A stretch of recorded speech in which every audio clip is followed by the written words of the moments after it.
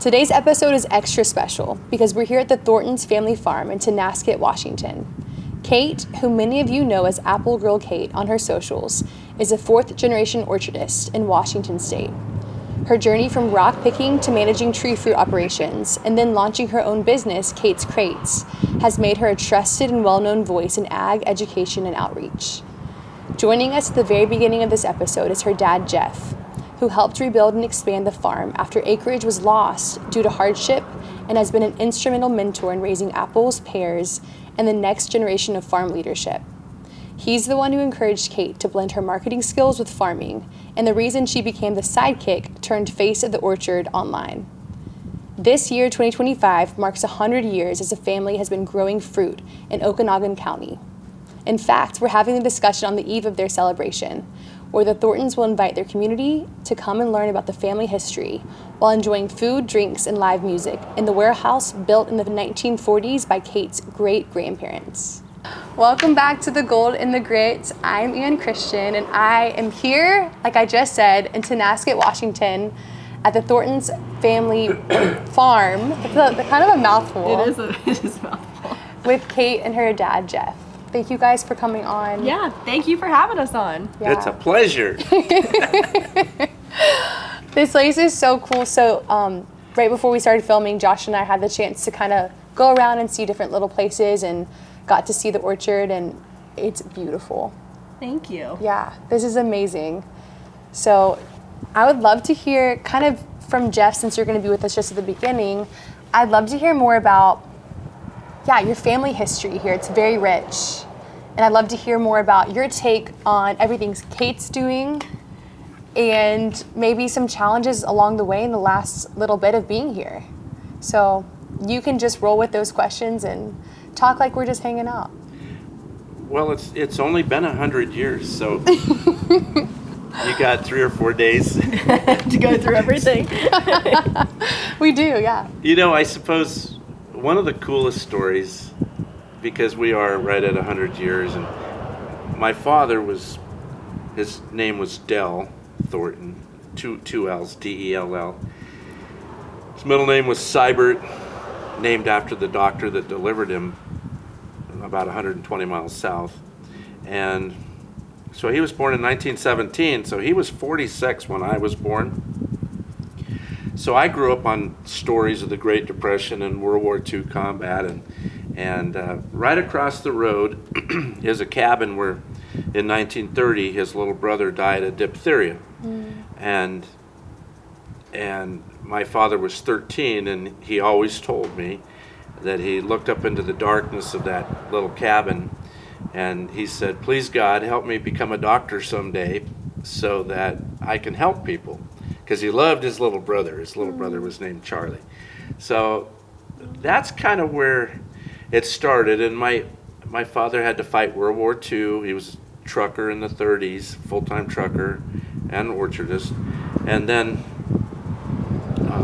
had to fight World War II to have an opportunity to go to college. So he went to college on the GI Bill, and eventually he had to go to Australia to become a medical doctor because all the colleges were full. He had post-traumatic stress from the war. They didn't even know what to call it back then. He had over 500 days of combat as a combat medic, but he loved saving lives. Wanted to become a doctor, and he did that dream. So I grew up off the orchard, but in the early 70s we started coming over here. I grew up in the mountains, and it was cool up there. I come over here, I thought this was the most forsaken place, this Okanogan Valley, so hot in the summer. It was a terrible place.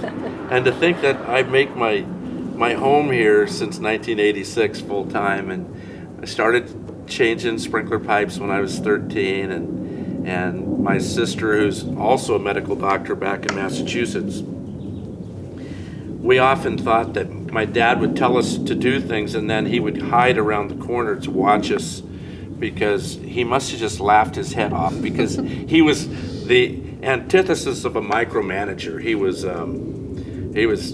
assigned the task and then get out of the way and let the kids learn. And we made mistakes. We made so many mistakes, but it was how we learned, and it was a lot the way I raised Katie. And we've been through hard times, and right over there are my apricot trees that I planted back in '87 before I was married, and I thought I wanted my kids to be able to sell apricots like I did when I was young. And the two older ones, they sold them to grocery stores. So we sold wholesale and didn't make very much money. And when the two younger ones came along, that energy had gone away because the two older ones had gone to college. And I said to Katie, if you'll sell 20 boxes of apricots, number one, I'll be impressed. You'll learn a lot, and you can keep all the money. I'll pay for the boxes. I'll pay everything. You get to keep all the money. Well, I'd never heard of Facebook Marketplace, and the little rascal sold 44 boxes, and she was only 15, and I had to pay an employee to drive her around, but each box was delivered with a smile. That's very key. Each box was delivered with a smile, and she made friends everywhere she went. And then when she got to be 16, she started selling on her own. And so that's kind of how my family got back into this. I've got letters that my father wrote home from World War II combat, and we kept them. And he would be in Italy. It's in September of '43. Wow. And he writes home, saw some apple trees today. I'm wondering how apple harvest almost chokes me up. I wonder how apple harvest is back home. He says, I miss apple harvest. And then like a week later, another letter. I'm wondering how apple harvest is proceeding back home. He's thinking about apple harvest. And when I was young, I thought, what's fun about apple harvest? It's an excruciating amount of work. But you know what? As you get older, you realize it is a precious time. And, it is. And we harvest from mid-August to 1st of November almost every day now. And there's just nothing like that energy. The place takes on an energy of its own. And as I get older and slow down, I thrive on that energy. I need that energy. My place is lifting me up, and I help build the place and get it into that position. I suppose I'll stop for a little while here. I'm like, please don't. But I would love to hear, we've talked about it before camera was rolling, but I'd love to hear more about your dad's time serving. You mentioned he went to Australia. You also mentioned to me earlier that he made a friend in his battalion, is that correct? Right. That was from Montana, because that's where we're from, who I guess ended up moving to Australia. And then Kate and I joked about like trying to find them now, which would be crazy. But I'd love to hear more about your dad and the things that you'd like to share with him, because this is his legacy in a lot of ways that you guys are carrying on, and you are celebrating 100 years. So tell any stories you'd like to. Well, basically I have two heroes. And I haven't really thought about this. It's a pleasure to be on your show, by the way. You make it fun. Thanks, Geoff. So sweet. I have a farming hero, Howard Teffrey from Montana, and right way up in the northeast corner, and 30 miles from Canada, 30 miles from North Dakota. He's my farming hero. But my father is my overall hero. He had some weaknesses, but 99% strength. And everywhere we went, I remember he was born in 1917. He wasn't interested in listening to music. I loved listening to music when we were traveling. My dad, by and large, no music. So what did you do? He told stories about all his experiences, unbelievable experiences. So he wasn't just in World War II, and he wasn't just in the infantry. He was in the 3rd Infantry Division. And ever since I was like 3 feet high, I've heard about the 3rd Infantry Division. And I thought, well, My dad seems kind of inordinately proud of this infantry division that he was part of. And then as I get older and I start putting all the history together, well, they had the most campaigns, 10 campaigns, and he was there for every one of them. They had 34,000 men, battle casualties. 34,000 men got shot wearing that patch, and my dad was a medic. And 5,000 were killed. 5,000 of the 34,000 were killed in action, and the rest were hauled off the battlefield by medics. And so my father was one of these medics. And then I find out that when they broke out of the Anzio beachhead in May of 1944, that was the most shot up one division got in 24 hours, the United States divisions. 998 men got shot in 24 hours. And Dad was right there. And he said he would haul one load of wounded and in his ambulance. Before that, he'd been a litter bearer. He did 4 D-Day landings, by the way. But back to Anzio, he was an ambulance driver from the forward aid station to the back. And he'd take a load of wounded back, and of course he would ask, and while this battle was raging, how are we doing? And he said they were so keyed up. The wounded guys were so keyed up. They're like, so-and-so and so-and-so moved up 10 feet. And that's when I got hit, because they were trying to get over a railroad rail. And then Dad would haul another load, and they'd say, so-and-so and so-and-so just got up to the base of the railroad. And then the next load of wounded, Dad said, they said, so-and-so's in between the rails and he's lobbing grenades. That's when I got hit. And then the next load, they said, we made it. We're over the railroad rail. And to hear stories like that was just unbelievable. Then in 1994, I got to go over to Europe with the old division with my dad. And you hear about these guys, and you hear about a band of brothers. Well, my dad's best buddy was killed in 24th of September 1943 at Cherno, Italy. And my oldest son visited that little town, Cherno. They treated him like a hero. It's still a little town.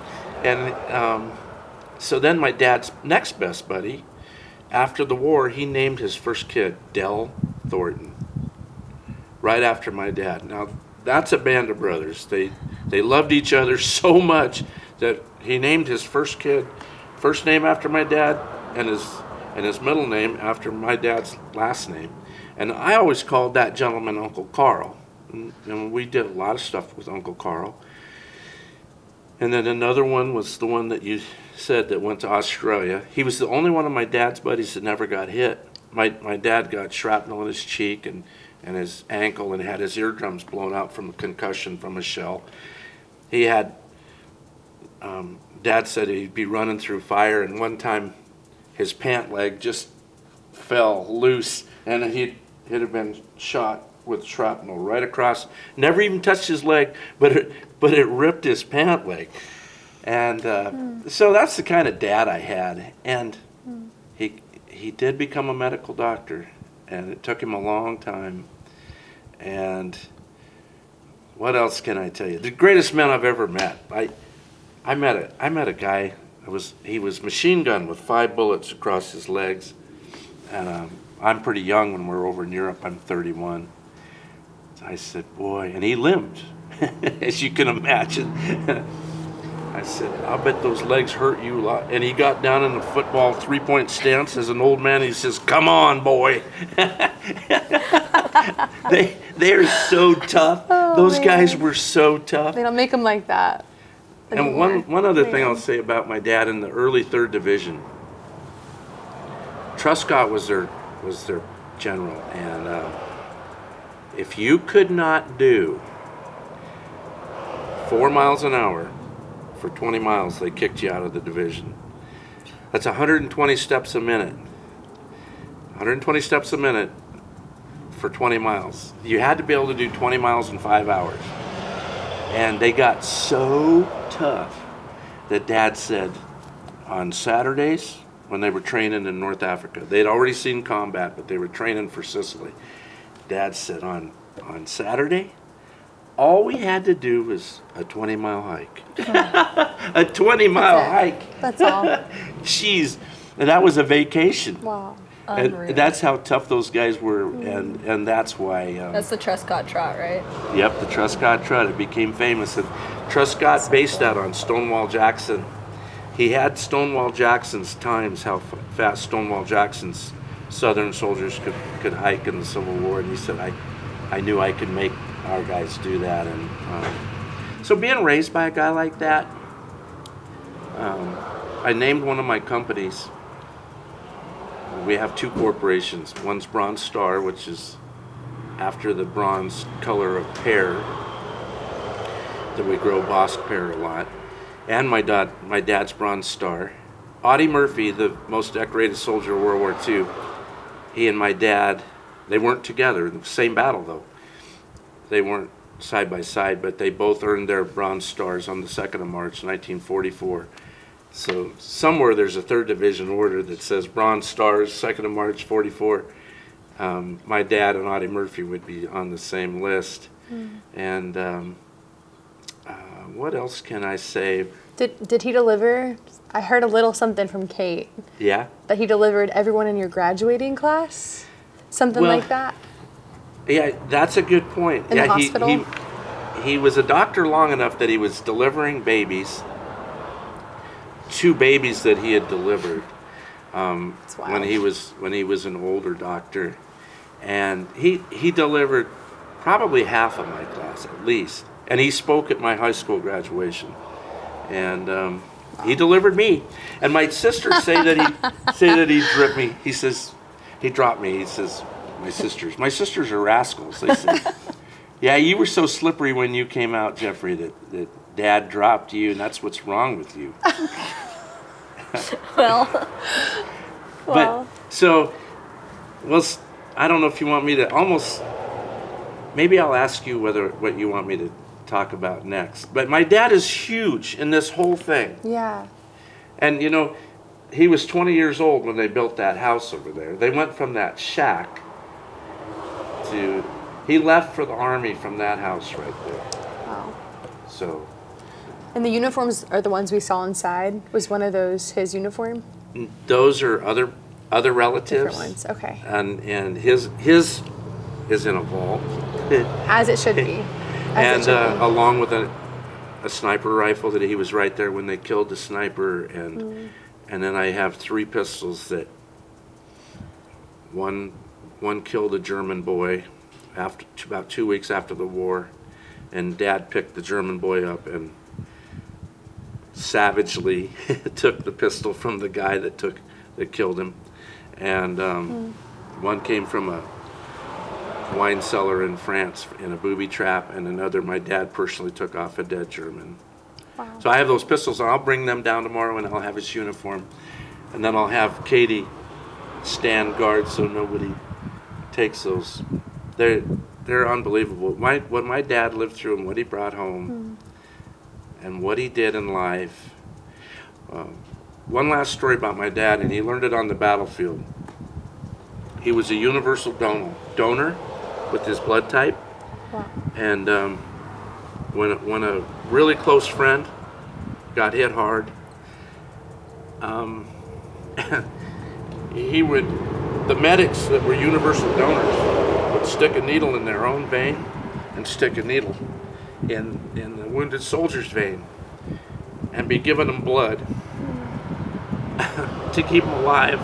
And my dad did that as a doctor in Republic. A lady came in with a gunshot. She was basically dead when he got there. He could see it instantly. She needs blood now, like in 1 second, and he did it. And he gave blood to that lady when they were taking her into surgery, and he saved her life. And for years, she would come back every year and thank him. And that's the kind of dad I had, man, unbelievable guy. And when he was at the University of Washington, he had to give as a young student right after the war, he had to give a persuasive speech.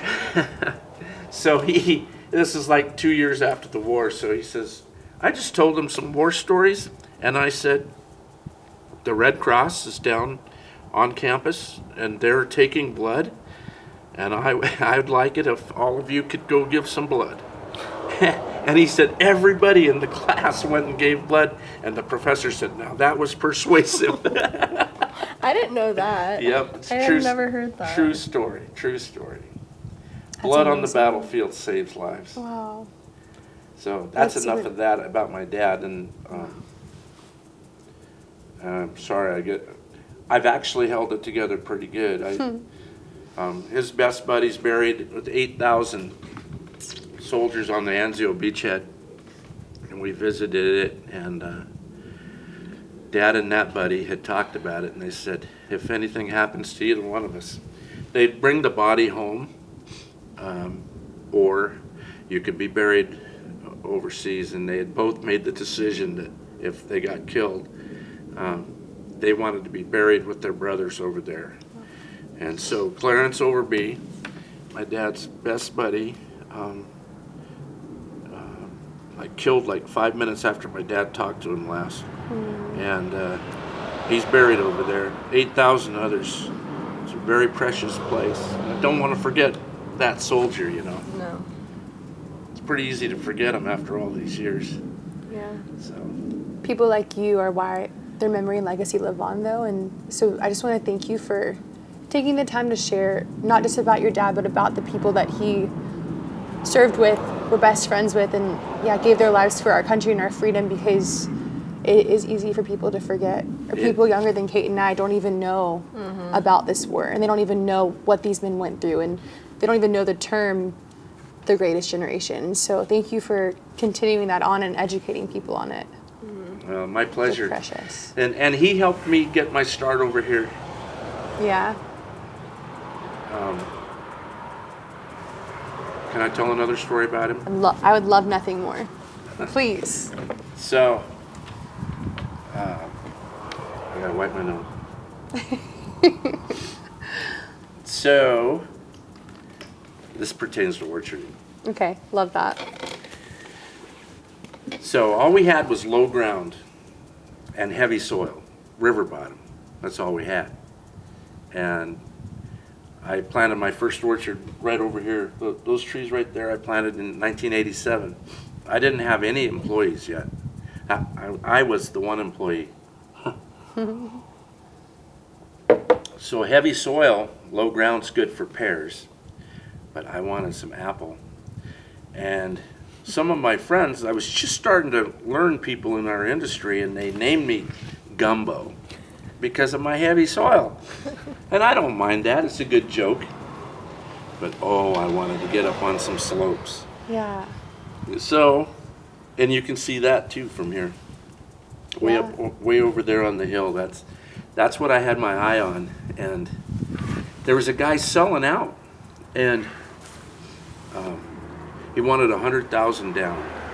This is back in summer of 1992. So I'm like freshly married in 89. I'm a young guy, but I don't have any money. And so week after week, day after day, I'd go by the guy that was selling, and I'd beg him to reduce his down payment. And my dad, like I said, he had some weaknesses. He was a poor businessman. My dad would trust anybody. A guy would call him on the phone and say, yeah, we need $20,000. I'll invest it in oil wells in Oklahoma. My dad will go, okay, tell me where to send the money. He could be so great, and I don't want to make you mad at me, Dad, if you're hearing me, but he would be overly trusting of the wrong people. And I get the same problem. I have the same problem. Also feel that. So he didn't have a lot of money because he had lost some money at this time, And he watched me, and the guy wanted 100,000. Finally, the guy said, I'll drop it to 50,000 if your dad will be your partner. Oh, because this was huge for me, huge expansion. And so I told my dad, and he said, well, I don't have any money right now, Jeff. He said, let me go home and see what I can find. So all those guys lived through October of 1929 when the banks closed. And so if you had $5,000 in the bank, you couldn't get it because there was a national bank holiday. They closed all the banks so people wouldn't make a run on it. It was the start of the Great Depression. So my dad, all those people that lived through that Great Depression, they'd have a $10 bill, they'd put it in the Encyclopedia Britannica, wherever, they'd put it in some book, they'd put it in their Bible, So my dad, that's what he was talking about. I didn't even know he had all this money. He said, let me go home and see what I can find. That was like on a Monday or a Tuesday, and on Thursday, he came over. This is why I love this man so much. He comes over, he could see this wasn't a fad that his son was dreaming of this place. And he comes over with a paper bag with $37,000 in greenbacks that he had found all around his house because he didn't have the money. He was giving me everything he had, and it had a $13,000 check on top to come up with the 50. And he handed me all that money, and he locked those old combat eyes. He had eyes. I can't even tell you. He captured a German soldier with his bare hands. So he handed me this money, and he says, "Don't let me down." and I didn't. And my wife and I, we bought my mom out all good professional business practices, and we made our last payment to my mom the year she died. She lived 13 years after my dad. It was the best investment probably that they ever made. But that was the love of a father for his son, to give me everything I had, or that he had, and to trust me with it, which goes back to the way he treated me and Lori when we were little. He just trusted us, even though he knew we'd make some mistakes. So I owe my dad for what we call the blue and white. Oh, and then when we said, what should we name this new corporation? And it goes back to that 3rd Infantry Division. And they captured a German general after the war, Van Rundstedt. And the Chicago Tribune interviewed him. And they said, what was the best American division you faced? And Van Rundstedt said, he named 2 other divisions too, but he said, first, he said the 3rd Infantry Division. He said it was blue and white, day and night. And Von Rundstedt said that. So my dad says, let's name it blue and white, because son, you're going to be working day and night. and I have been. I haven't quit since. Smart guy. So. What an amazing tribute to that. And his name, like I didn't understand the name reference until you just explained it. Yeah. Wow. Mm-hmm. Wow. Yeah, so. That's special. Well, thanks for making us cry. Oh, hey, I am, man. I'm 62, and I'm aware that I don't want to die tomorrow, but I've lived a really good life. I've seen a lot of things. I had ABC National News in my front yard the last time all the orchardists were going broke. I had ABC National News in my backyard, in my front yard. I was president of 2,200 growers at that time. And then Here, move in closer. And then today, at age 62, we're going through another excruciatingly hard economic time. I've been doing this for 39 years. This might be the worst. But President Trump has Secretary of Agriculture, Brooke Rollins, and I love that lady. I want to meet her someday. I'm an old FFA guy. She's FFA way beyond whatever I did, but I just love that lady. And I can feel their care for us because American agriculture is a matter of national security. And because you don't just learn how to grow apples, you're an apple grower now. No, it takes 39 years to be able to see a tree from a long way away and go, that needs this, that, and this. And we can put stuff off on that. We need to focus over here. It takes a lot of years to learn all that stuff. And so I'm excited about the Trump administration negotiating these trade deals. I'm optimistic about the future because of that. We're not looking for handouts. We're looking at keep us in business, and then launch us forth into new markets. And we need to get paid for what we do. That's right. Because our expenses go up, and we have nothing to say about what they sell the fruit for. The market sets that, and that's why this girl being in marketing is so important. And her mother's really smart. Her mother said, farming is the stupidest business I've ever heard. And she's right. And then her mother would say to me, years ago, she'd say, the people that are making money in this business are the marketers. And so when I saw that she had talent, I go, become one of those marketers. We need it. Yeah. So, okay, I'm out of information. Well, that was amazing. I think this is probably a good time to thank our gift sponsor. This gift segment is sponsored by Wrangler. Wrangler has been a symbol of the American West since 1947, known for their timeless style, outfitting cowboys and cowgirls, and staying grounded in what matters. Thank you, Wrangler. So Geoff has on the outfit that Wrangler sent him, which is a pretty cool work shirt. It's like their Wrangler work shirt, and then just some cool black jeans. You even put your pen in there. That's right. I love it. I love this shirt, and I always wear their black jeans. I've worn them for 4 or 5 years. I'm a Wrangler. I don't wear blue because it gets dirty. Yeah. And I do. A lot of times I have to do my own laundry, so I like black. Thank you for your time. Thank you for everything. Oh, thank you. Yeah. So we just talked to Geoff. He's the man. That was really cool to hear those stories. I try to just keep my mouth shut and listen because that was amazing. What a guy. What a cool legacy you have to follow. I love that we got to hear the background. I love that tomorrow's the 100th anniversary. I know. I can't believe we're here before that. Isn't that crazy?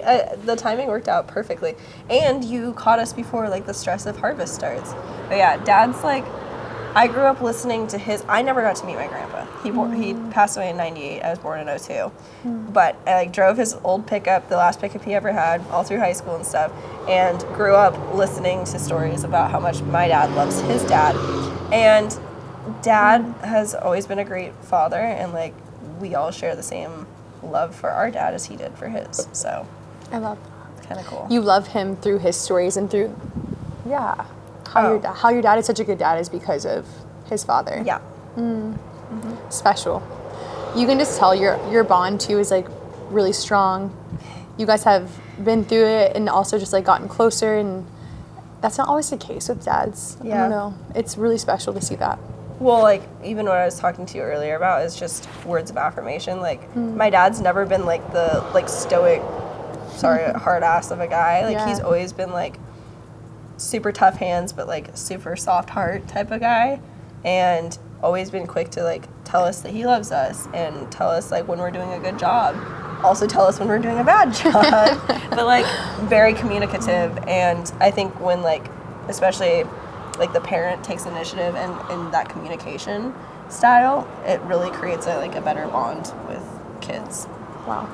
That is so important. And yeah, the second I walked in, your dad was so encouraging and so kind. And he will be your hype man. He is the biggest hype man. And my dad is pretty hard on me. I know he loves me so much and he supports me so much, but he's not as encouraging words of affirmation wise. So I tend to surround myself with a lot of guy friends that do speak life over me, because I don't want to run to the wrong things for that, because I think it's easy for us girls. That's such a good point. Or even look to social media or look to a random dude that gives me attention. I don't want that.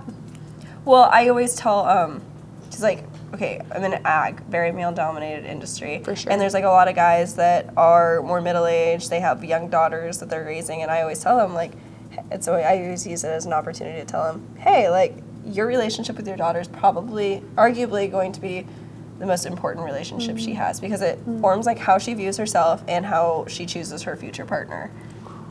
So That's going to be a reel. I'm going to make that into a reel. That's so good. More men need to hear that, and I think especially like you're saying in ag, because you are working hard and you are like having long days, and it can be frustrating sometimes when things break down or things don't go the way that you thought and harvest isn't as good as you expected. It's huge, Kate. Well, yeah, and like when I was growing up, because I started really getting interested in the farming side when I was about 15. Before then, I was like, I don't really care. I thought I wanted to go in the medical field, things like that. You know, you're a kid and you're figuring stuff out. Yeah, normal. But it was like when Dad, he went through rehab. He was an alcoholic. He's a recovered alcoholic, Wow. 7 years dry. And when he got out of rehab, I had sent him letters while he was in rehab, wrote letters. I was like, hey, I want to learn from you, but you're really hard on me. Like, he would, you know, he's got a temper, like, just like anyone would. And he was like, okay, I'm going to teach you how to do things. I'm just waving. Oh, yeah, that's Froy. Froy? Yeah. What a cool name. I know. You guys hear a tractor, it's because Froy's back there ripping.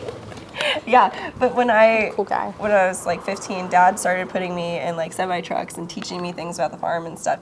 And I think there's always like the tradition is like, okay, you're a daddy's girl, like your dad takes care of everything for you. Well, my dad takes care of, you know, things for me, but he also put me in situations where I was learning, and because I was learning and I was being hands-on, I think you learn a lot of like self-respect, and when you feel capable, especially as a young woman, Yes. like you maintain a lot more self-respect. Hi, Froy. Hola, Froy. ¿Cómo está? Bien, bien. Bien. Hi. Yeah, keep going with that. When you, You're partying today? Yeah, we're filming. Okay. All right. See you, Froy. bye. I love where you're going with that, because yeah, like having a man that's going to take care of you and be a gentleman, but then also having the skills to be capable is like, I think why I was drawn out west. Yes. And I'll talk about that in a second too, because I was raised just girls. Yeah. So like we never had boys. So like my dad brought us up in that way. Interesting. And I was telling Josh in the car that a story about that, but I want to hear your heart first. So tell me what you're like, whatever you're going with that. Oh, that was just basically, it was just like very thankful for being able to communicate, feel comfortable enough to tell my dad, okay, I have an issue with this, and here's how we can fix it.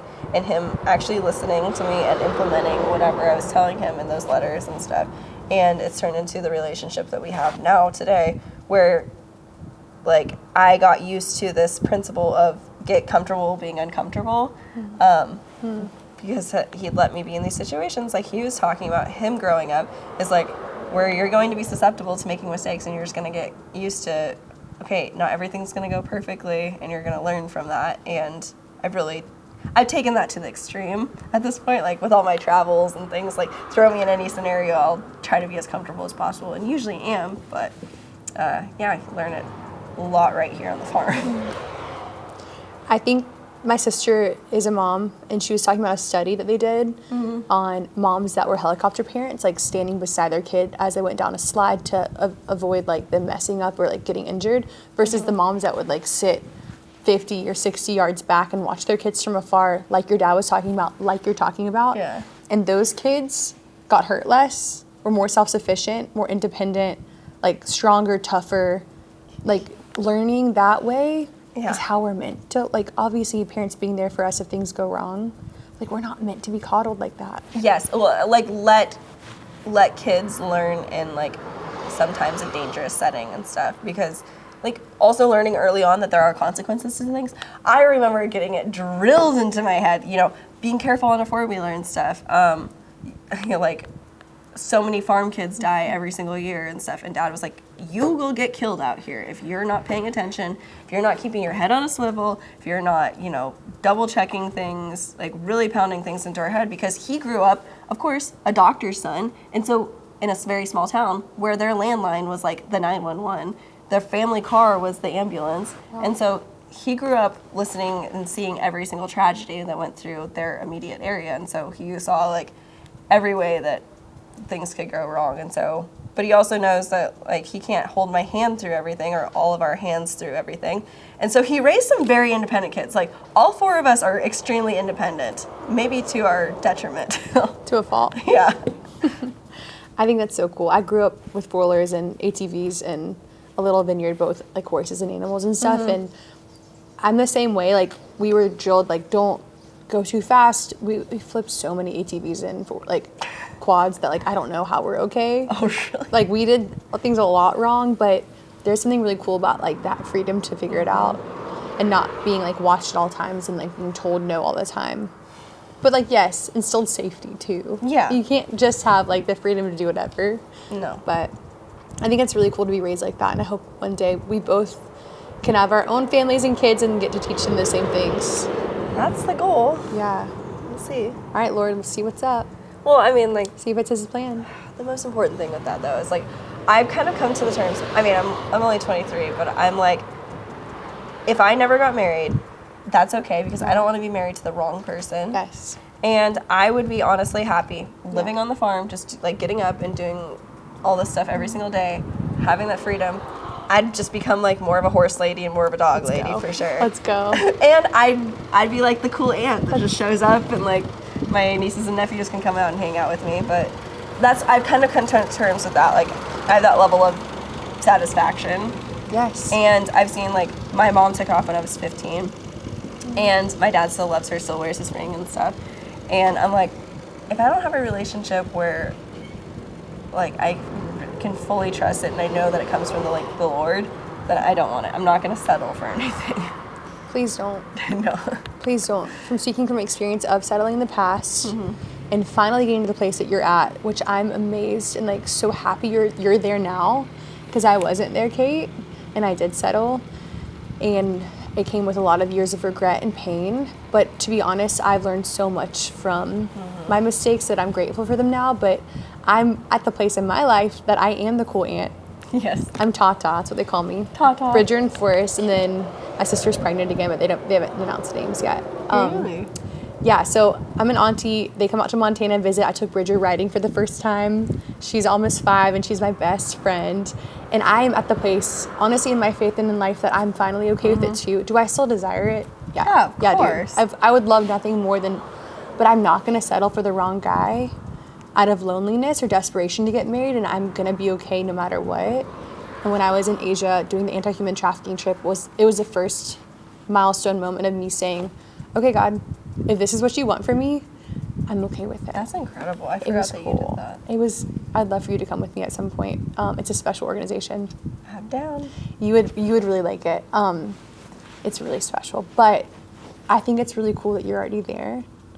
Well, I say place. that, but like, you know, I'm a very like take it day by day type of person, because sometimes it's like, I don't know, especially as women too, like our like hormones are different every single week, which is interesting. I think like more chicks are tuning into that of like understanding our cycles and like not being as hard on ourselves, because and just understanding like, okay, why do I feel this certain way, and is it actually because of my direct circumstances, or is it just more something internal that's going on?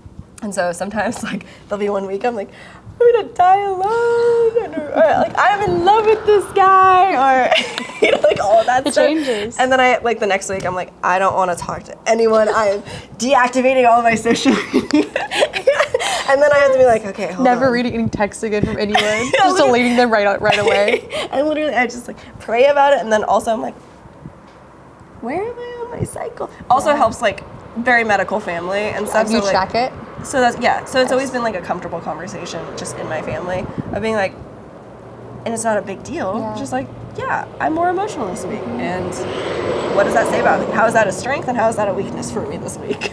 Yeah. And so try to factor that into my like romantic relationships. But I got out of a relationship November of this last year, and I was just like, I put my all into that, and I was like, I'm just gonna I'm so tired of putting my all into someone else. let's see how far I can take it when I put my all into myself or like my relationship with the Lord and like really deepening that. So that's kind of the journey I'm on right now. Not super interested in getting into a relationship, but yeah. I think that's so beautiful, and like it is from experience the best place to be. Yeah. And everyone will tell you, like my married friends that are like happily married with great, amazing husbands will say like it happens when you least expect it, and it happens when you get self-sufficient and you like don't need a person, but you desire and want that, but you don't need it. Yep. And that's like when they say it happens, and I'm like, cool. I've been there for a little bit. I've ebbed and flowed, and like we talked about before we started rolling, like had some silly moments of like dating people I probably shouldn't have, but I'm finally at a good place of like not needing that. And I think that's really beautiful, and I love that you got to share your heart with that. Well, thank you for that. oh yeah, of course. I never really talk. I'm always talking about agriculture and stuff, but Yeah. I always have to remind people like I'm still a 23-year-old chick, barely 23. I am figuring out everything as I go, and also trying to manage, you know, my first house purchase and making decisions there, and doing taxes for the first times and stuff. Awful. You know, Taxes are awful. All of those factors, graduating from university and then being back in my hometown full time, and what does that mean, and all my travels and stuff. So it's been a season of learning for me, for sure. I think it's so cool that you get to share that too, like, yeah, on your platform, but like people get to learn from that in different ways. You are, I know that saying, I'm just a girl. You are just a girl, but like you have done so much and you are extremely mature. So give yourself a little credit, Well, thank because you. you've been doing a lot for yourself and your family, and you've helped your family's business grow tremendously, which is so cool. Well, I don't like not necessarily grow, but just like help out where I can, and figuring out what my role actually is, because Dad's not going to stop farming anytime soon, and I'm not ready to take over the farm. Yeah. But Yeah. I'm trying to find, because I got my degree in business, and so I'm like, okay, how can I diversify our cash flows, or like bring in more income streams, or how can I make us better here, or shore up this area of the business and stuff. But more so just learning right now, because huge part of orcharding, our number one expense and our number one like just input is labor. And so we have big crews, and so I want to learn how to be a better manager. So that's kind of what I want to stick around. I decided I'm not hopping on any planes anytime soon. I'm going to be fully present as much as I can be for harvest. And I really want to like learn how to be a good manager and get better at Spanish too. That's cool. Do you ever use like the Duolingo app? I was for a while, but like honestly, at this point, I kind of know all the basics, and I just use like the phrase "como se dice," and I point at things. Yes. Like, how do you say that? And the Uh-huh. guys are so nice to me. Like, what they appreciate when I show effort, and so I think it's just like having the guts to say, okay, I'm gonna suck at this. I'm gonna totally butcher how I say this, and then just like going for it. And then sometimes we will both just like stare at each other and like, I don't know what you're saying, and then we kind of like laugh nervously, and then I pull out my phone and it's Google Translate. Like that's how you learn, and I need to like fully immerse myself into that, because immersion learning is probably the best for that. But that's one thing I told myself. I was like, before my brain fully develops at 25 years old, I want to have learned Spanish. Yes. So that's my goal the next 2 years, is to get really good at Spanish. We should go to Mexico for like a week or two. Dude, I was You thinking want to? about moving to Mexico for like 6 months. To like work on an orchard there or something. Or we're gonna orchard, do like fruit sales, because the thing about the fruit industry is like apples are grown pretty much everywhere. If you move down there, I'll come visit you. Okay. I don't think I can leave my dogs for 2 months. My dad would murder me, but Well, I mean, I lived over in Europe for 3 months, and Where in Europe? I was in Switzerland, and I thought that was That's going to be a cool. long time, but it was like by the time I Yep. felt comfortable and stuff, it was Yep. like I'm leaving. So I think I'd want to do like a 6-month stint. that's cool. You should look We'll into that. see. We'll If anyone's see. watching that has any connections Yeah. in Mexico in fruit, let us know. Yeah. Let us know. Come on, hit us up. Should I do my segment now, or should I ask more deep questions? What do you feel like? I don't care. I think I should do my segment, and then we'll end with like a deep question or two. Okay. How's that? Guys, I came up with something funny last night. Ran it by Josh, my producer, videographer, because sometimes my ideas are not good, and he'll tell me.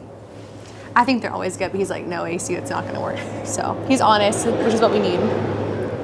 So I came up with a segment because it's something I want to start doing, is like being silly, goofy, and like having fun as well. Like we talk about a lot of hard stuff on this podcast, because because I like to ask deep questions, but I also really like being silly. Mm-hmm. And I think because I have the best friend group in Montana, when you come visit, you'll have to meet them all. Okay. There's also a gal named Hannah who's like one of my best friends there, and Ellie, both that are really passionate about like crops, farming, regenerative ag. Like, Ooh, I would love that. y'all will geek out for like hours. I'm gonna probably lose you as a friend because you're gonna be like, oh, your friends are cooler, and I'll be like, you're right. What? But you're gonna love them. So back to the segment. Okay. I came up with a funny name, which is cool because we saw the apples and we kind of saw it in real life, but it's pick, pass, or toss. I like that truck. Okay. Who's that? That's Jose Luis. Shut up, he's a double name too? Mm-hmm. What's up, double name brother? Double name. That's my double name brother. Okay, so pick, pass, or toss. So when we're looking at the apples earlier, if they're ready and ripe and they're like good to go, which is so cool. She told me earlier that after they pick them, they sometimes sit in storage to develop flavor. There's so much I learned today, you guys. This is way more complicated of a process than I ever knew. That's why I never run out of content. Ever. So there's something to talk about. And when they go to their warehouse to get inspected, they take a picture of each individual piece of fruit. Pictures, multiple. Inside and outside. That's insane. Y'all didn't know that either, I bet, unless you're watching this because you know ag, and that's cool if you did. I had no idea. No idea. I'm learning new things big time today. So pick, it's ready. Pass, like you're gonna let it wait. It's gonna stay on, what do you call it? The vine? No, what do you say?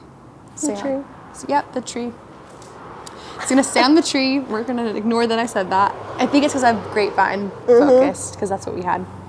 Pick, pass, or toss. Toss is if it's like, wormy or bruised or something and it wouldn't pass inspection. So pick, pass, or toss. And I'm gonna read her some funny things about boys. All right. A man who never lets you drive his truck. Pick, pass, or toss.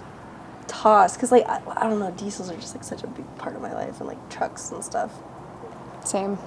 Unless it's 6 shift, then I'm gonna have to pass for a little bit so I can learn it, and then I'll pick it. Has a blue collar job. Oh, pick. Is super cute and sweet and loving, and then randomly leaves you undelivered for multiple days, and then acts like nothing happened and starts messaging you again. You just described the kind of texter I am. Did I actually call you out? No, but like is super interested, like planning trips to see you and like future talking, and then ghosts you for a few days and then comes back and acts like nothing happened. Pick, pass, or toss. I feel like most of the guys I talk to like do hunting trips, so they will just disappear for a little while, whatever. Honestly, I like a man who's busy and stuff. If he has like a good excuse or just like was like, hey, I'm busy, or I was working, or I was out of service. What if he doesn't tell you why?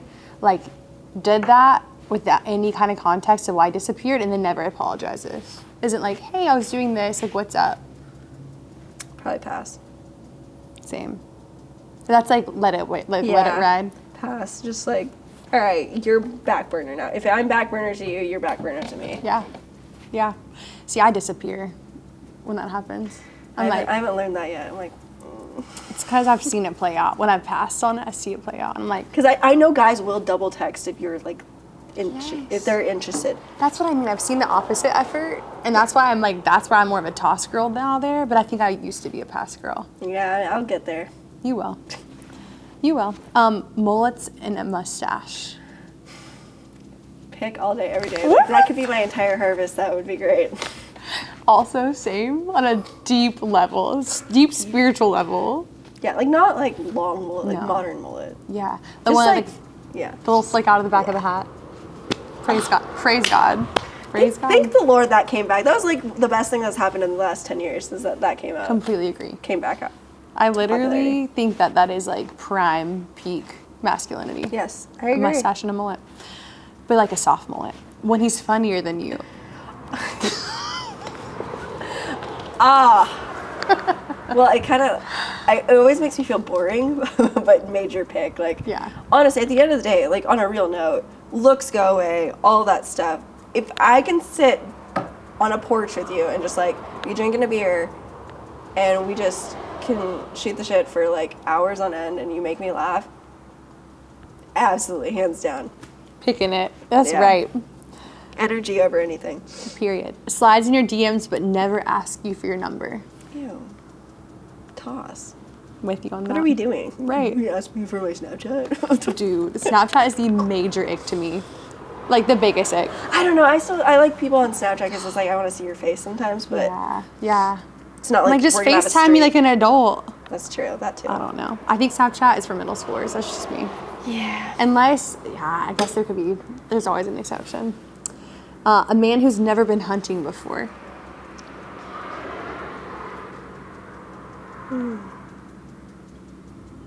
I can't really hold it against someone like if they haven't. I'd say pass. Like it's not a deal breaker. Let to it me. develop. See if they go. See if Yeah. they are interested. I'm here for that. Offers to help you with all your farm chores, but shows up in flip-flops. What a scenario. Thanks, this is my late night thoughts.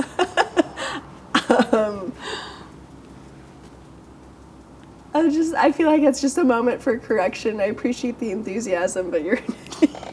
It's a pass. I'd still pick. Like, Okay, I like that. Like, you're trying. He's trying. He's showing up. Or maybe he's just, but like, there's also a lot of farmers that I know that will just go out there in their, like, in their underwear and whatever pair of shoes that is closest to them, and then they just make do, so. That's my dad. He would go up Yeah. in the front pasture and, do the exact same thing. Or in the tractor. Yeah. In his underwear. Yeah.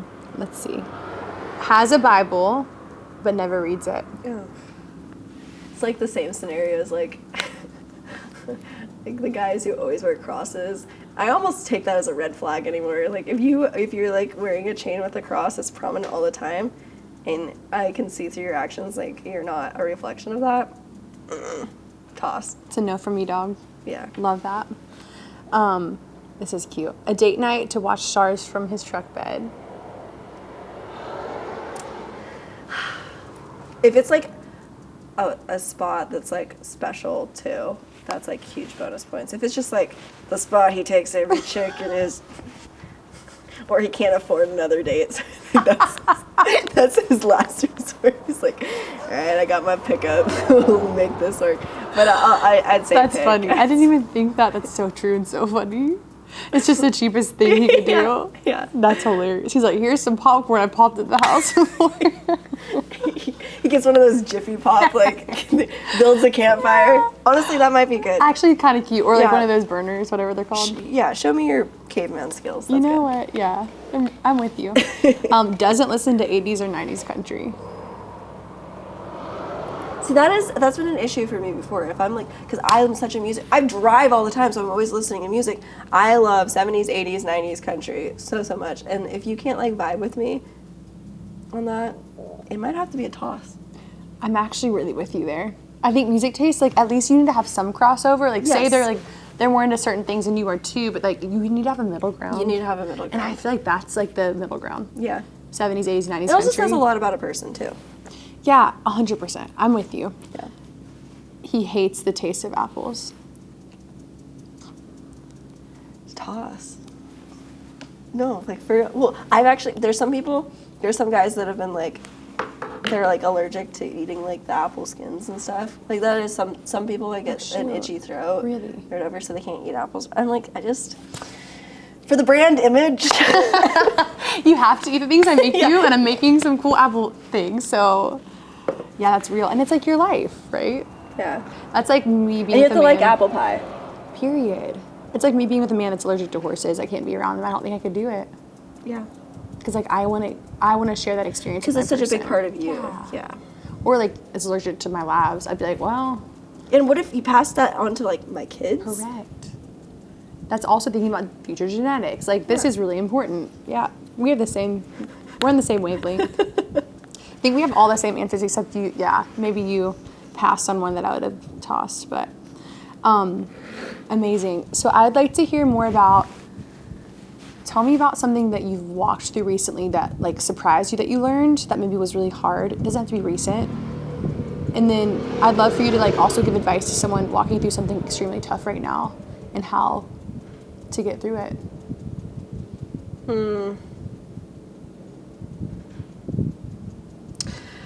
I think, okay, this just goes back to like being a woman and like learning as you go through life and stuff. So I went through that bad breakup, and then at the end of that relationship, I had lost a ton of weight. And it was like very noticeable, and I didn't feel like great about myself or whatever. And then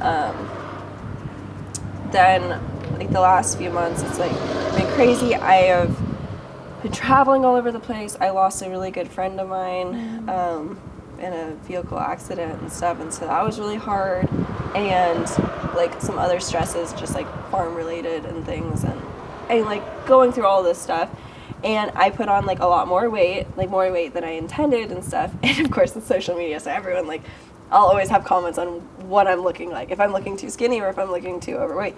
And I finally had this realization of like, I'm just so thankful that I have a healthy body that will take me through all these different things. Because I know I'm not like in bad health, whether I have like a little more weight or a little underweight and stuff. I know like I eat good meals and I'm healthy and stuff.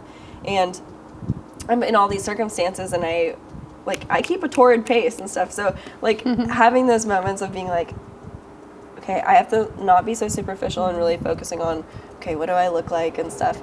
Okay, am I maintaining a soft heart?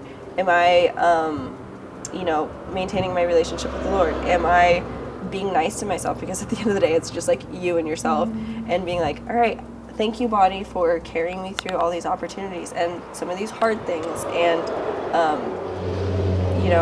just having more of like a thankfulness, because I've got 2 working arms, I got 2 working legs, I've got, I can run, I can jump, I can do all those things. I don't have to be in a hospital getting treatments all the time. So you're strong. Trying to like, and also like looking at, because like you compare yourself to people on the internet all the time. Yeah. So I see like these tiny models, and they have like the cutest little waist, which good for them. We all like to see that, great. But I'm not built like that. I even looking through my like old family pictures, I'm looking at my great grandma. Some people would call her like overweight or whatever, but that chick was strong. They like, my aunts would tell stories about how she would like lift a washer tub, and like she would dump all the water and stuff. That's like 350 pounds, and she's just like flipping over. And what stuff. A baddie. And so like those are my genetics. I've got like strong, super strong shoulders. I carry fruit all the time. I've got like, I don't have dainty little ankles. I've never sprained an ankle, thank you very much. I have very sturdy ankles.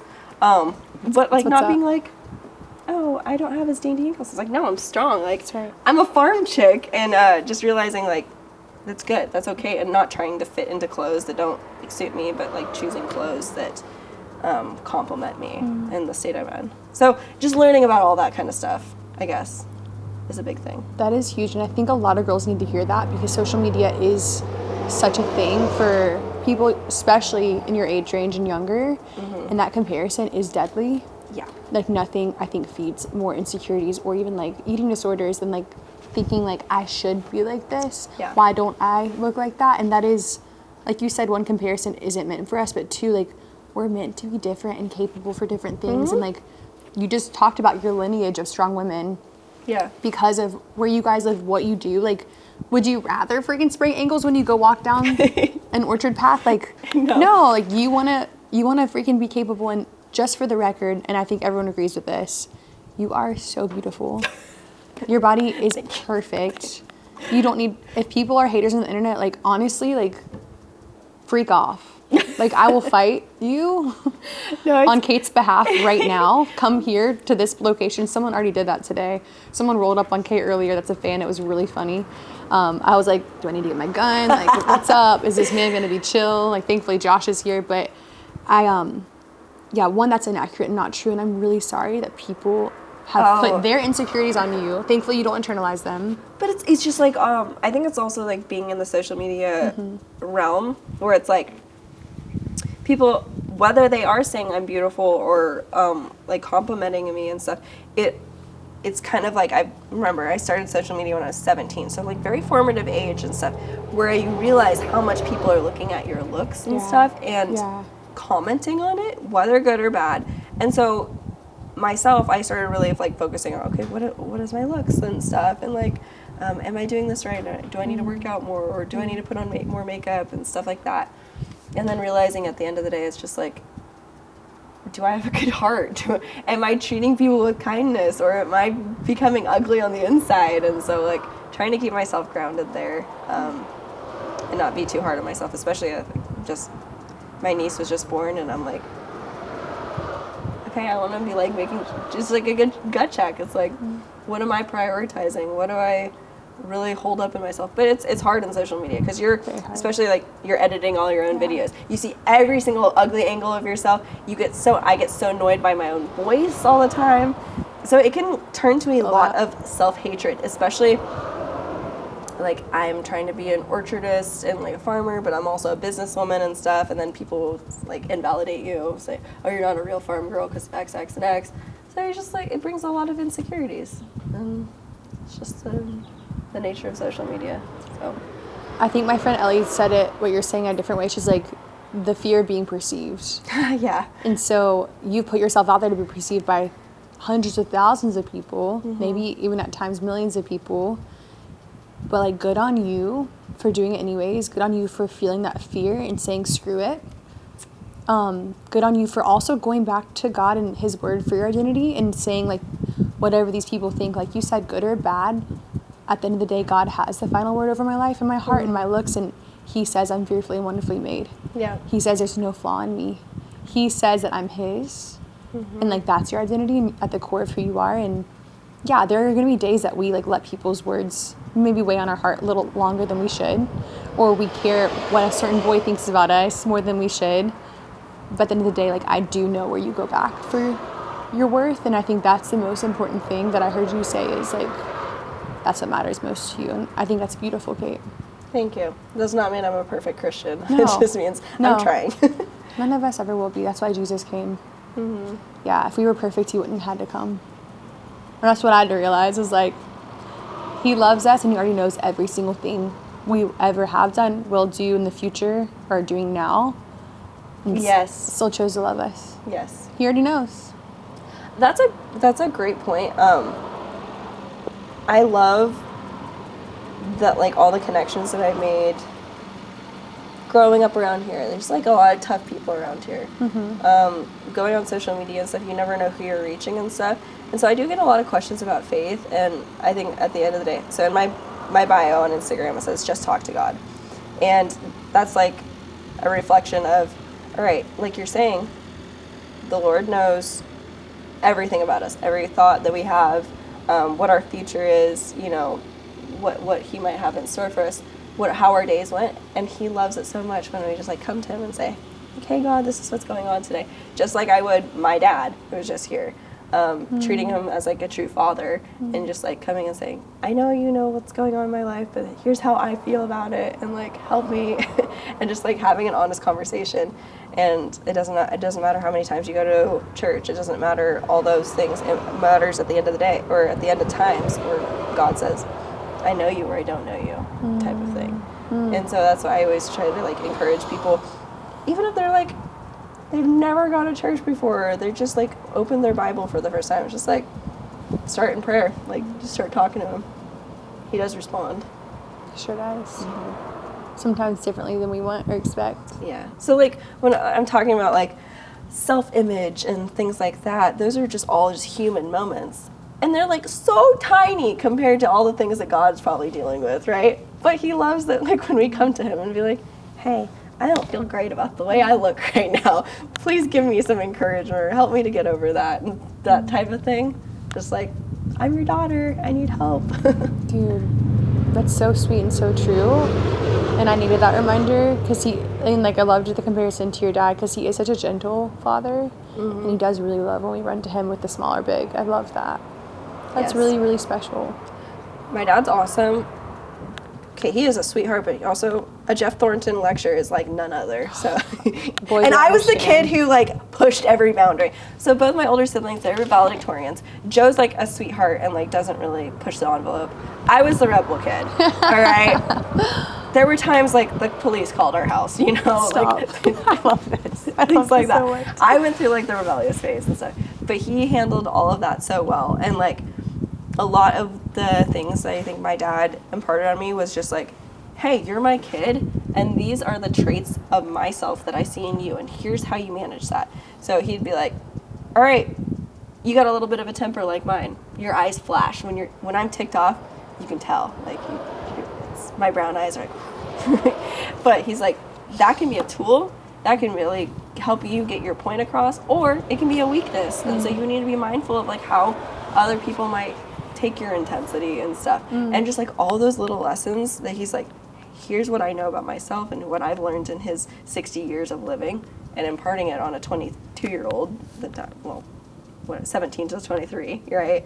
Whereas like, here's the tools that I've learned and here's how it can help you, of like, just things he's learned. And I think that's like a very important thing parents should be doing, is more self-reflection and then realizing what traits that they've left for their kids, and recognizing it helps kids, like helps us understand ourselves better.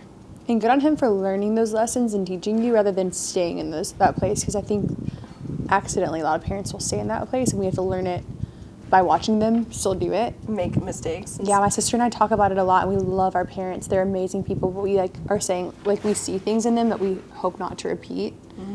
Well, I think that goes for anyone. Yeah, and that's just humans, like you're saying, but I think it's really cool that your dad's like, hey, I've struggled there too, let's talk about it. Yeah. And how can I help you be different than I was? He's pretty great like that. That's amazing. Yeah. Love Geoff. I'm going to get him to dance with me tomorrow. Probably the only one who could get him to dance. Okay, this is my last question.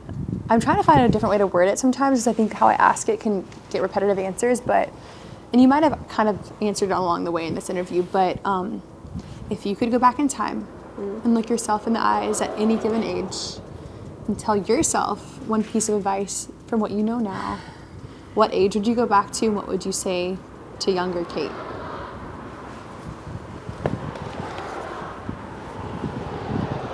Think about it as long as you'd like. There's no rush.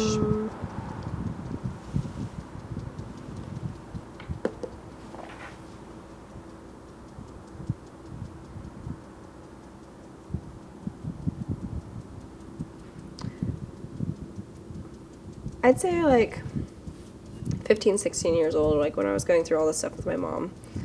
It was like, I guess I'll just like say, it was like I like lost my virginity and I should have waited. Like that's like the number one regret is like, right, giving yourself to someone that truly didn't value it and things like that. And it's like, I wish I could just be like, hey, you're worth more than that. And I know you're going through like some hard times right now, but that's not going to help at the end of the day. And you're worth more than that. And like, that's something that's precious. There are mistakes that you make in your youth that are irreversible. That doesn't mean you can't move on from those mistakes, but it's like, I can never get that back again. And I wish like, well, high school me would have been like, no. Just say no more. That's good. Being like less of a people pleaser. I relate to that big time. And that made me emotional because it's like, yeah, why did we not know that we're worth more, and like, where did that light come in, and or how precious like that connection is with someone. Yeah, what its value truly is. But man, 16, 17 years old, like that's a crazy age. Yeah, yes it is. I'm also like you, where I had my rebellious stage earlier on. Mine was more middle school, then like a little bit seeped into high school, but then I became a Christian. So like that kind of flipped, but girl, I was wild. I was like stealing my dad's cell phone and like hiding it to text boys on a Nextel. That's like not the worst of it, and I won't get into the rest, but I also was like similar to you in like my rebellion. My dad was also gone a lot, working or traveling with NASCAR.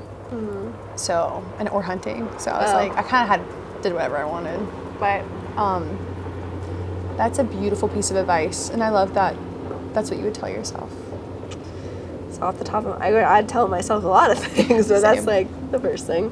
Same. I think there's a lot, but I think it's also cool that we now get to, like your dad and you, for like maybe friends, either like younger girls on social media or to their dads, to teach them. You get to impart your wisdom from hard learned lessons, and even just sharing this now, like my prayer, my hope is maybe a girl in that age frame that is now feeling that pressure to be wanted by boys and not feeling the pressure. Oh, I can't even imagine growing up in this time right now. Like, just how much has changed even in the last 5 years. I'm like, the pressure to look older and to just... Or lip filler at 14. It's such a...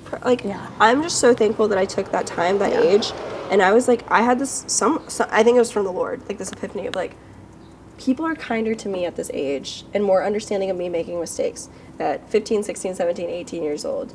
And so that's why I wanted to learn everything. And like, that's when you can make a lot of mistakes. And I was like growing my business and stuff, and you make mistakes. And people are like, oh, you're a kid, you're trying. And they're a lot more lenient on you. And I wish like more young people would say, hey, like this is a beautiful time when people, like community is more forgiving towards my mistakes and stuff. So I'm going to try to like learn as much as I can. Also, your brain is a sponge at that age. You can learn so much so easily. So much. And not enough kids take advantage of that. And I'm just like looking, because I go to WSU and I talk to a lot of orientation students and stuff, and they're coming fresh out of high school. And they're just like, I sound like so old, but I'm like, there's very little clothes on those girls and stuff. And I'm like, I know. Girl, like, I know. being classy and being like showing modesty is also like a good thing. That is a form of empowerment. And like saying no to the things that everyone says yes to. I recently had a conversation with someone who, I'm like, how much should I share this? Was trying to push boundaries, even just communication about certain things. You tracking? Yeah. So I like didn't say anything that evening. The next morning I texted back and I just prayed a lot about it. And I'm like, how do I communicate this in a really loving, clear way that doesn't make them feel shame or like come down on them hard, but also sets the standard for what I believe is true. And all I said was like, hey, you don't know me, so I love to kind of tell you some stuff about myself, because like this person doesn't know me very well. And I said, I will never be one to talk about or have sex casually. That's not what I believe. It's not my heart. What else did I say? I said there might be girls that do, and if that's what you're looking for, that's okay, but it won't be me. And then I said this, and I think this came from the Holy Spirit, because I was like, oh, this is cool. And I don't even remember like coming up with it myself, but I said, when something is easily accessible and not worked for, earned, or gained by with trust, it loses its value. So true. Significantly. And like you were saying to yourself at a younger age, like you're worth more, you're more valuable than that. If we would only take the time to really sink deep into like, what are we worth? We are worth a man earning our trust. We are worth a man getting to know our heart. We are worth people taking the time to really know us, not just our bodies. And so I wish that I'd known that sooner too. Yeah, and I guess it's always like the feeling where you're like, oh, I'm gonna lose this guy if I don't like. That was so how I felt. That was so and then so it's like, how I felt. Wait, if that's what's gonna make him leave, did I ever actually like? That's not what I want. That's not and how you get them is how you keep them. So if that's how you start off something, whether it's talking stage or dating, that's how you got to keep going on that path. And like that's not a great path to be on, especially for gals like us that like do have convictions and like do know that like that's not life giving. Like I don't know. It's a hard path to like not know better. Correct. No, you're so not wrong. It's hard to know better. You're so not wrong. It's hard to know that pain and feeling and then like now have a choice. Like, am I going to choose that again or am I going to... No, you're so right. I always say like, if I wasn't a Christian, blah, blah, blah. But I'm like, thank God I am. Yeah. Always end on that note. Yeah, thank God I am. But like, yeah, there's like some silly things I've said to that aren't like bad, but like silly. But like I'd go rob a bank or something. But... No, but you're right on the... Good for you for setting that boundary, but it was hard, Kate. It's hard because especially if you really like someone, and that's what the world's used to these days. And that's the normal, and like you said, that's how you get their attention and keep it. Yeah. But also, I've never regretted saying no to things. Yeah. I don't think I've ever regretted saying no to things, especially in like the romantic world. Yeah. No to a guy, no to a situation, no to like, but I've never regretted it. Because is that our husband? Like, if a man's going to be deferred by us, like, setting a boundary, is that our husband? Is that a man you want to be married to? Is that, like, the integrity you want them raising a son with? No, exactly. Or do you want, what's that, like, there's like a TikTok trend. It's like something about like lustful men, blah, blah, blah. Like, I don't want some lustful men raising my future son, or like lazy. I don't know. There's like, and this isn't to knock any kind of men at all, because women can be equally whatever. But it's like, if you're a man or a female, as you're looking for your future spouse, I think it's really important to pay attention to what they use for short-term satisfaction or long-term gain. Absolutely. And if someone's like easily given into short-term whatever, like that's going to affect everything. Finances, future affairs, how they treat your daughters and sons. Like, that stuff doesn't just matter in that realm, it matters in everything. Especially if you think about you and your family's business. Like, you want a man that's really responsible, that can step alongside of you and be like, I'm going to help you like grow this business, steward it well, support you as you do everything. Like, you need a partner. You don't want a guy who like drag you down. Yes. Equally yoked. Correct. You don't want someone dragging you down or making you take steps back. You know? Sorry, we just got down a rabbit hole. Hey, I think it's top of mind for anyone our age. Yeah. I think it's important to know. Thank you also for that reassurance, because, I kind of felt stupid after that. And I was like, did I just lose out on a good guy because I made a boundary? But like you said, we're not losing anything if that's the breaking point. No, but it's also, if those are like if those are traits that you have, like you're communicative, and if you're not afraid to say, hey, this is like something that's on my mind and I'm just going to be clear about this. If he doesn't love that about you, like, then that's not, because I think my dad still talks about my mom, right? And I get annoyed about her. He goes, I married an incredible woman. And he even laughs about like some of her flaws or her traits and stuff. But in a way, like, he still loves that about her. And I've learned a lot about that. It's like, there's always this like, especially social media and stuff, it's like, okay, I have to act a certain way, or I feel goofy about being this type of way. No, in a relationship, like, you're gonna love your partner's flaws. Yes, you might get annoyed by them, but it's like, haha, I also kind of love that about them because it's so distinct. So, like, in an interaction like that right off the bat, it's like, thank goodness if it didn't turn out, thank goodness you're not wasting any more time on that. It's freaking right. You're so wise. I don't know how you're so wise at your age, but that's amazing to me. Girl, yes, you are. Like, you and Hannah are the same age, and she's one of my best friends, and you guys will get along so well. I can't wait for you to meet her. I'm excited. She's the regenerative ag gal. Who's studying. Yeah, I'll talk to you more about it this weekend or this week. But well, I'm glad we got connected and stuff. Like, this has been so much fun. This is like probably one of my favorite things about this podcast but also like, I hope that we are friends for life because you're freaking cool. Hey, likewise. Well, and you got some of the best footage I think I've ever seen of my dad, like of him just relaxed and actually talking from the heart. So I'm excited to see it. He's special. You have a special dad. I know. I love it. How did I luck out so much? The Lord. Yeah. Gift from God. For real. No, for real. Thank you for your time, for sharing your heart, and for having us at your gorgeous orchard. Thanks for coming all the way up to the middle of absolute nowhere, Washington. Thanks to Josh for driving like those cutting boards of states. Yes. And they have like the little symbols on them. Yes. So this is the area where they just put Washington because they're like, I don't know what's up. There's nothing other than just the state name. No, but it's gorgeous if you know someone here. Yeah. Like, people, if you know, you know. The path getting here was so stunning, and even whatever forest land we went through on the way up. Caldwell Forest. Yes, gorgeous. We loved it. It was just like a really cool drive, and I've never been to this side. I've only been down south. Yep. Central. I know. I mean, no offense. It's cool. Yeah, Snohomish County is cool. Seattle is not. No offense. Seattle's got cool attributes, but yeah, I'm not a city girl, so I don't like any cities really. Like, Bozeman's becoming too big for me. That's how I am, because I grew up in a small farming town in North Carolina. So, but there's parts of I don't know, because I do like going to the city sometimes. Yeah, to have that experience away from what you know, that could be special. I can see that. Getting out of the farm for a second. I have a cosmopolitan side to me, all right? Kait in the city. The next podcast, we'll follow Kait around Seattle. Hey, it's a good time.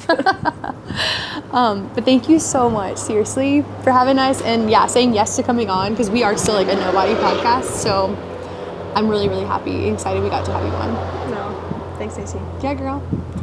Until next time on The Gold and the Grit, I'm your host, Ann Christian. Bye.